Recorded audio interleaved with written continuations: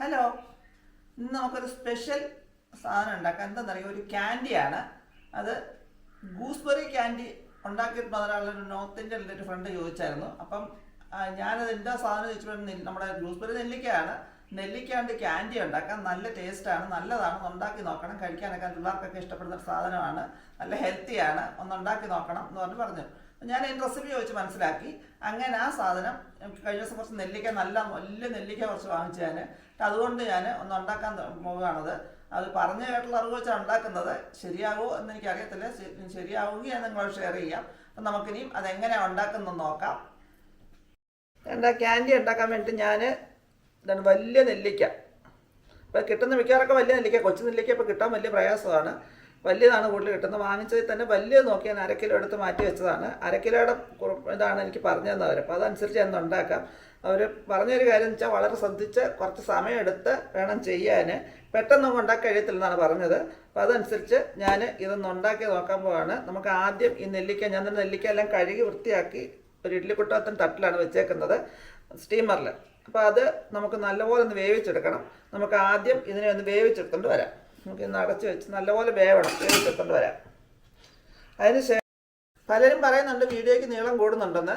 അതുകൊണ്ട് ഞാനിതിന് ഒരുപാട് ഓരോ സാധനങ്ങൾ ഏതൊക്കെയൊന്നും പറഞ്ഞിട്ടുണ്ടല്ലോ. നമുക്ക് ചെയ്യുന്ന മുറയ്ക്ക് ഓരോന്ന് എന്തൊക്കെ നോക്കി പോകാം. അപ്പം നമുക്ക് വീഡിയോ മൊത്തം കണ്ടെങ്കിൽ മാത്രമേ ഇതെന്താണ് എങ്ങനെയാണെന്നുള്ളവർ മനസ്സിലാക്കാനൊക്കത്തുള്ളൂ. വീഡിയോ മിസ്സാക്കാതെ കാണാൻ ശ്രമിക്കുക. നമ്മൾ എടുത്ത് വെച്ചിരുന്ന നെല്ലിക്ക മുഴുവൻ നല്ലപോലെ വെന്ത് തന്നെ ഇങ്ങനെ കൈ കൊണ്ട് തന്നെ നമുക്ക് എടുത്തെടുക്കാൻ പരുവത്തിന് വെന്ത് കിട്ടിയിട്ടുണ്ട്. ആവിയിൽ നല്ലപോലെ വേവിച്ചെടുത്തിട്ടുണ്ട്. ഇനി നമുക്കിതെല്ലാം ഇതുപോലെ ഒന്ന് കുരു കളഞ്ഞെടുക്കണം. ഇതെല്ലാം ഒന്ന് കുരു കളഞ്ഞെടുത്തിട്ട് അരച്ചെടുക്കണം നല്ലപോലെ. നമുക്ക് ആദ്യം അതിൻ്റെ കുരു കളഞ്ഞെടുക്കാം. ഇതെല്ലാം ഞാൻ ഇതുപോലെ കുരു കളഞ്ഞ് വെച്ചിട്ടുണ്ട്, കാണാമല്ലോ അല്ലേ. അപ്പോൾ ഇതിനെ നമുക്ക് മിക്സിയുടെ ജാറിനകത്തേക്ക് ഇട്ട് കൊടുക്കുകയാണ്. അതിനകത്തിട്ട് നല്ല പോലെ നല്ല പേസ്റ്റ് പോലെ അരച്ചെടുക്കണം. നമുക്കിനി അരച്ചോണ്ട് വരാം. ഇത്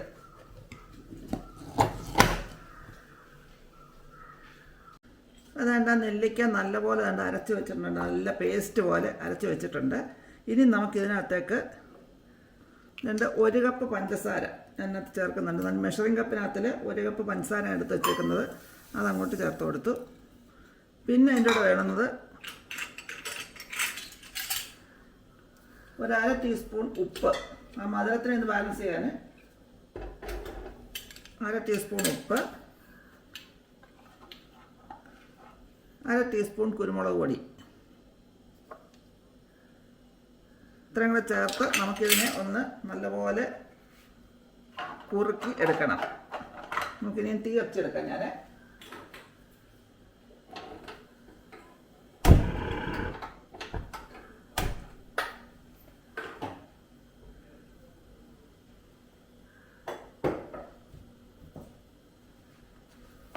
ഇത് അടിക്കൊട്ടും പിടിക്കരുത്. ഞാൻ ചെവിട് കട്ടിയുള്ള പാത്രമാണ് എടുത്തേക്കുന്നത്. ഈ പാത്രം എനിക്കൊരു ഗിഫ്റ്റ് കിട്ടിയതാണ്. നല്ല കട്ടിയുള്ള പാത്രം, നല്ല വെയിറ്റും ഉള്ളതാണ്. എനിക്കൊരു ഗിഫ്റ്റ് കിട്ടിയ പാത്രമാണ്. ഞാൻ അതിനകത്ത് നല്ലപോലെ നമുക്കിനെ ഒന്ന് കുറുക്കിയെടുക്കാം. ഇത് നല്ലപോലെ തിളച്ചിട്ടുണ്ട്. നമുക്കൊരു മീഡിയം ഫ്ലെയിമിലേക്ക് മാറ്റി വെക്കാം. ഇതൊന്ന് കുറുകി വരുമ്പോൾ 1-2 കൂട്ടം സാധനം കൂടെ അതിനകത്ത് ചേർക്കാനുണ്ട്.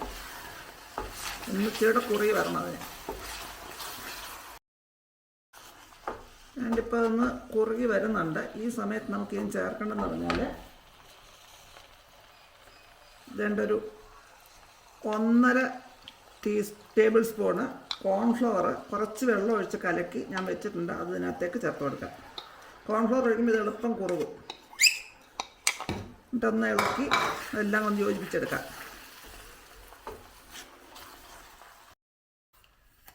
അതുകൊണ്ട് ഇതെല്ലാം കൂടെ മിക്സായി വന്നിട്ടുണ്ട്. കോൺഫ്ലവറും നെല്ലിക്കായും പഞ്ചസാരയും എല്ലാം കൂടെ നല്ലപോലെ മിക്സായി കുറുകി വരുന്നുണ്ട്. ഈ സമയത്ത് നമുക്ക് ഒരു 1.5 ടേബിൾ സ്പൂണോളം നെയ്യ് ചേർത്ത് കൊടുക്കാം.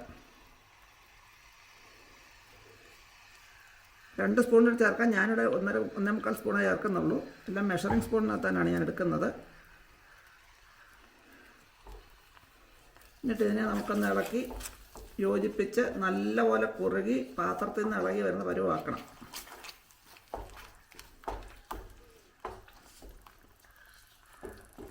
സാധനം നല്ല ഹെൽത്തിയാണ്. പിന്നെ നെയ്യൊക്കെ ഉള്ളതുകൊണ്ട് അങ്ങനെ എന്തെങ്കിലും പ്രശ്നമുള്ളവർ കഴിക്കുമ്പോൾ സൂക്ഷിച്ച് കഴിക്കണം. ഡയബറ്റീസ് ആർക്കും വേണമെങ്കിൽ ഒരെണ്ണമൊക്കെ വല്ല ഒരു ദിവസമൊക്കെ കഴിക്കാം. ഒരു ദിവസമല്ല, ഉണ്ടാക്കി വെച്ച ഒരെണ്ണമൊക്കെ കഴിക്കാം. ഒരുപാട് കഴിക്കരുത്, മധുരമുണ്ട്. അപ്പോൾ അതിൻ്റെ ഒന്ന് കുറുകി വരുന്നുണ്ട്. നമ്മൾ പാത്രത്തിൽ നിന്നൊക്കെ വിട്ട് വരുന്നു, നല്ലപോലെ വിട്ട് വരുന്ന പരുവമാവണം. ഒന്നുകൂടെ ഒന്ന് ശരിയായി വരണം. അപ്പോൾ അതാണ്ട് ഇത് എല്ലാം നല്ല പരുവമായി പാത്രത്തിൽ നിന്ന് ഇളകി വരുന്ന പരുവാവണം എന്നാണ് പറഞ്ഞത്. അത്രയും വരെയൊക്കെ ആയിട്ടുണ്ട്. തവിയെന്നൊന്നും ഇളകി വരുന്നില്ല. നമുക്കിത് മുറിച്ചെടുക്കണം. തണുത്ത് കഴിഞ്ഞ് മുറിച്ചെടുക്കാനുള്ളതാണ്. അപ്പോൾ അതുകൊണ്ട് നമുക്ക് ഇത്രയും മതിയായിരിക്കും. തീ അങ്ങ് അടച്ചു കൊടുക്കാം. പാത്രത്തിൽ നിന്ന് ഇളകി വരുന്ന പരുവായത് വേണ്ടേ. ഞാൻ തീ അങ്ങ് അടച്ചു കൊടുക്കുകയാണ്.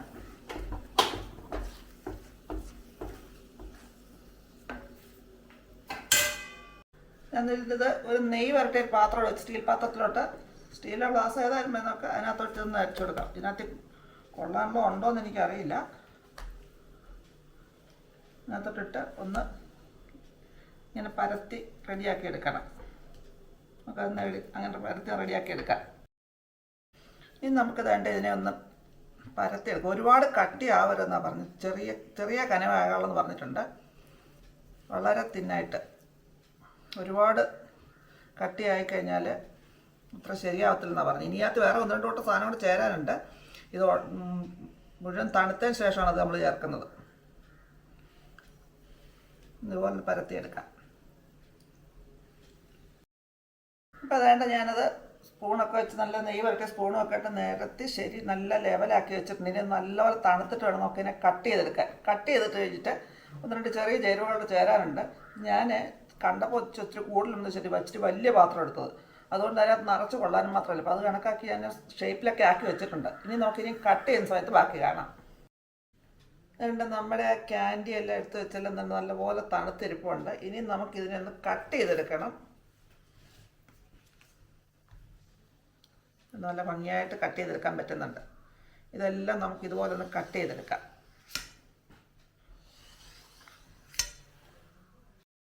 നമ്മളെല്ലാം കട്ട് ചെയ്ത് വെച്ചു. അതുകൊണ്ട് ഇങ്ങനെ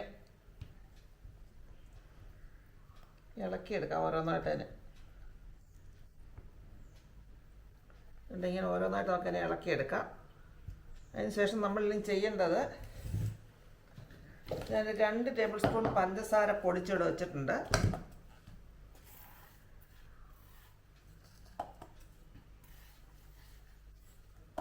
അതിനകത്തേക്ക് 1 ടേബിൾ സ്പൂൺ ചാട്ട് മസാല ഞാൻ എന്നിട്ട് എടുത്തേക്കുന്നുണ്ട്. ബേക്കേഴ്സിൻ്റെ ചാട്ട് മസാലയാണ് എടുത്തേക്കുന്നത്. അത് 1 സ്പൂൺ അതിനകത്തേക്ക് ഇട്ട് കൊടുക്കാം. മിക്സ് ചെയ്തെടുക്കണം. എന്നിട്ട് 2 ടേബിൾ സ്പൂണ് പഞ്ചസാരയും 1 ടേബിൾ സ്പൂൺ ചാട്ട് മസാലയും കൂടെ നല്ലപോലെ മിക്സ് ചെയ്തെടുക്കണം. നമുക്കിതിൽ ഓരോ ക്യാൻഡിയായിട്ട് ഇതിനകത്തിട്ട് നല്ലപോലെ പുരട്ടി തന്നെ ഇങ്ങനെ ആ പൊടിക്കകത്തേക്ക് ഇങ്ങനെ പുരട്ടിയെടുക്കണം.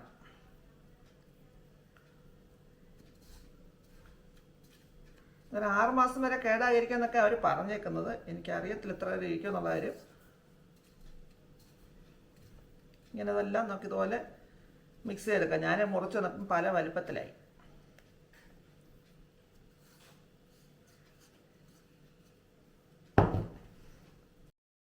ഞാൻ വേണ്ട ഇത് ചാട്ട് മസാല പുരട്ടാത്തതും ഇത് പുരട്ടിയതും തമ്മിൽ ടേസ്റ്റ് വ്യത്യാസം ഞാൻ ചോദിച്ചു നോക്കട്ടെ. ചെറിയ പീസ് കഴിക്കും. ഇതൊന്ന് കഴിച്ച് നോക്കാം ആദ്യം. നല്ല സോഫ്റ്റാണ് ഇത്. നല്ല സോഫ്റ്റായിട്ട് കിട്ടും. വേണ്ട പുതിയ ഐറ്റം പരീക്ഷിച്ച് നോക്കില്ല.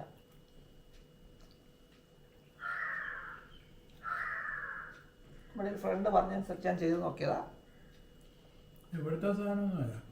ഇവിടുത്തെ അല്ല, നോർത്ത് ഇന്ത്യൻ ഫ്രണ്ട് എന്തൊക്കെ വിളിച്ച് പറഞ്ഞിട്ട് ഇതുപോലെ സാധനം ഉണ്ടാക്കി നോക്കിയിട്ടുണ്ടോ എന്ന് ചോദിച്ചിട്ട്, മലയാളിയാ, ഞാനിതെല്ലാം ഇല്ലെന്ന് പറഞ്ഞാൽ അറിയത്തില്ല പറഞ്ഞതെന്നാണ്. അവരെ താമസോടായുണ്ട്.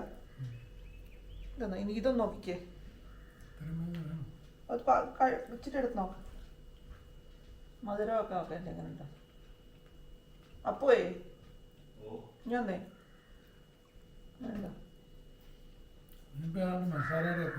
അത് ചാട്ട് മസാല ചേർത്ത് അങ്ങനെ എടുക്കേണ്ടെന്ന് പറഞ്ഞു. ഇത് ചാട്ട് മസാല ചേർക്കാത്തത് വിളിച്ച് കഴിച്ച് നോക്കേടാ. പിള്ളേർക്കൊക്കെ ഇഷ്ടപ്പെടുന്ന നല്ല ടേസ്റ്റ് ഒന്നും എൻ്റെ അഭിപ്രായമുണ്ടേ.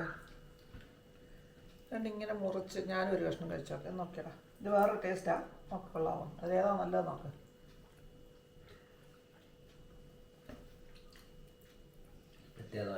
ഇത് വരട്ടാത്തത്. ഇത് ശരിക്കും പറഞ്ഞാൽ നോർത്ത് ഇന്ത്യൻ ഡിഷ് ഒരു ഇതാണ് ഗൂസ്ബെറി ക്യാൻഡി, നെല്ലിക്ക ക്യാൻഡി. അതിൻ്റെ അഭിപ്രായം കേട്ടോ. കൂടുതൽ ഇവിടെ നമ്മുടെ നാട്ടുകാർക്ക് ശരിക്കും ഈ ചാറ്റ് മസാല ഒന്നും അത്ര താല്പര്യമില്ല. നോർത്ത് ഇന്ത്യൻസ് നമ്മൾ ഇത് ഇഷ്ടമായതുകൊണ്ടാണ് അത് നല്ലതെന്ന് പറയുന്നത്. ഞാൻ 2 ഇല ഉണ്ടാക്കി വെച്ചിട്ടുണ്ട്. നമുക്ക് നിങ്ങൾക്ക് ആർക്കെങ്കിലും വേണമെങ്കിൽ എടുക്കാം. ഷുഗറുകാരി കഴിച്ചെന്ന് വെച്ച് ഒരെണ്ണം നമുക്ക് കഴിക്കാം. മധുരം വലിയ മധുരമില്ലെന്ന് തോന്നില്ലയോ? വലിയ മധുരം, പക്ഷെ മധുരം നല്ലപോലെ ഇട്ടതാ. മധുരം നെല്ലിക്കയുടെ അറിയുന്നില്ല. അതുകൊണ്ട് ഷുഗറുകാർക്ക് ഒക്കെ ഒരു കഷ്ണം വേണ്ടി എടുത്ത് കഴിക്കാം. കൂടുതൽ കഴിക്കല്ല. നല്ലപോലെ പഞ്ചസാരയുള്ള, മധുരം അറിയുന്നില്ല, നല്ലപോലെ പഞ്ചസാര ഉള്ളതാ. ഇങ്ങനെ ഒത്തിരി കഴിക്കാൻ നല്ലപോലെ പഞ്ചസാര ഇട്ടതാ. നല്ലപോലെ പഞ്ചസാര ഉണ്ടാക്കിയ സാധനം, നെയ്യും പഞ്ചസാരയും നല്ലപോലെ ഇട്ടതാണ്. അപ്പം ഇതിങ്ങനെയൊക്കെയുള്ള സാധനങ്ങൾ വെറൈറ്റി ഐറ്റംസ് ട്രൈ ചെയ്യാൻ ഇഷ്ടമുള്ളവർക്ക് ഒരുപാട് നേരത്തെ ജോലിയൊന്നുമില്ല. 1/2 മണിക്കൂർ മാക്സിമം എല്ലാം കൂടെ ആവശ്യമുള്ളൂ. ഒന്ന് ട്രൈ ചെയ്ത് നോക്കുക, അത്രേ ഉള്ളൂ. വെന്ത് കഴിഞ്ഞാൽ പിന്നെ 1/2 മണിക്കൂറുണ്ട് ശരിയാവും. ഇത് ചാറ്റ് മസാല പുരട്ടിലേന്ന് കയ്യിലൊട്ടും. പുരട്ടി കഴിയുമ്പം നല്ല ഇതായിട്ടിരിക്കും. അപ്പോൾ ട്രൈ ചെയ്ത് നോക്കുക. നിങ്ങളിൽ ആരെങ്കിലും ട്രൈ ചെയ്യുന്നുണ്ടെങ്കിൽ നിങ്ങളുടെ ഫീഡ്ബാക്ക് കമൻറ്റ് ബോക്സിൽ നിന്നിട്ടേക്കുക. ഇനി പുതിയൊരു വീഡിയോ കൊണ്ട് വരുന്നതിന് വരേക്കും ടാറ്റാ, ബൈ ബൈ.